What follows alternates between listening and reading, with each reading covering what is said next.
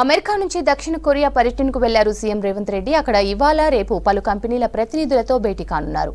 ఈ నెల 14న రాష్ట్రానికి రానున్నారు. అమెరికా పర్యటనలో 31,000 కోట్లకు పైగా పెట్టుబడులకు ఒప్పందం కుదుర్చుకున్నారు.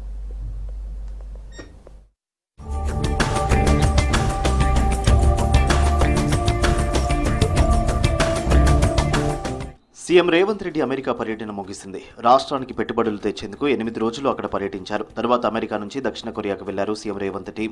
అక్కడ రాష్ట్రానికి ఇన్వెస్ట్మెంట్లు రాబట్టేందుకు పలు కంపెనీలతో భేటీ కానున్నారు. అమెరికా పర్యటనలో ప్రముఖ కంపెనీలతో సీఎం రేవంత్ బృందం చర్చలు జరిపింది. మొత్తం 31,532 కోట్ల పెట్టుబడులు సాధించింది. అమెరికా వేదికగా తెలంగాణను ఫ్యూచర్ స్టేట్ గా ప్రకటించడంతో పాటు హైదరాబాద్ 4.0 సిటీగా అభివృద్ధి చేసేందుకు రాష్ట్ర ప్రభుత్వం ఎంచుకున్న ప్రాజెక్టులకు వివిధ కంపెనీల సహకారాన్ని రాబట్టింది. 19 కంపెనీలు ప్రభుత్వంతో కలిసి పనిచేయడానికి ఒప్పందాలు చేసుకున్నాయి. దీంతో 30,750 కొత్త ఉద్యోగాలు లభించనున్నాయి.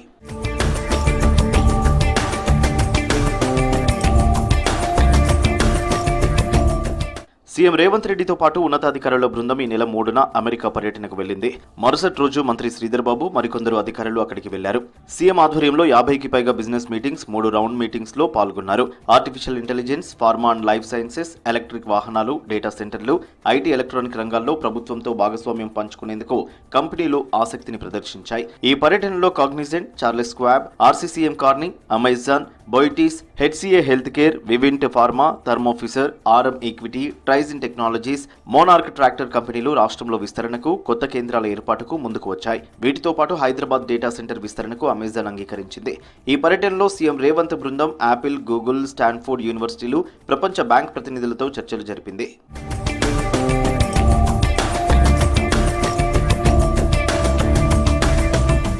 అమెరికా పర్యటనపై సంతోషం వ్యక్తం చేశారు సీఎం రేవంత్ రెడ్డి. ప్రపంచంలో పేరు పొందిన కంపెనీలతో సంప్రదింపులు, చర్చలతో తెలంగాణ ప్రభుత్వం సరికొత్త భాగస్వామ్యానికి నాంది పలికిందన్నారు.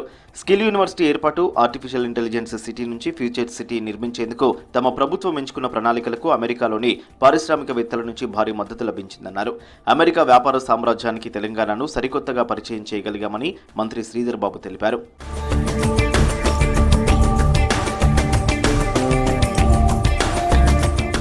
దక్షిణ కొరియాలో ఇవాళ పలు కంపెనీలతో భేటీ కానుంది సీఎం రేవంత్ రెడ్డి బృందం. Korean federation of textile industries సమావేశంలో పాల్గొన్నారు. ఎల్ఎస్ హోల్డింగ్స్, హ్యుండాయ్ మోటార్స్ ప్రతినిధులతో సమావేశమవుతారు.